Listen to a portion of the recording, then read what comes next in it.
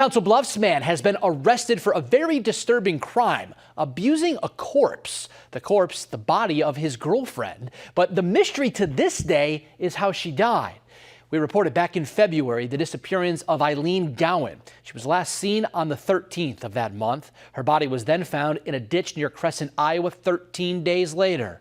Since then, Council Bluffs police have been investigating, and that led up to today's arrest of her boyfriend, Ivan Bramer, on 2 charges, abuse of a corpse and second-degree theft, which we are told is related to Gowan's disappearance. As we said, Council Bluffs police had been digging into this case, coming up live at 4. Much more on what they have found since Gowan disappeared. We also have an extensive write-up about the affidavit and the case prosecutors plan to lay out in court against Bramer for you over at WOWT.com.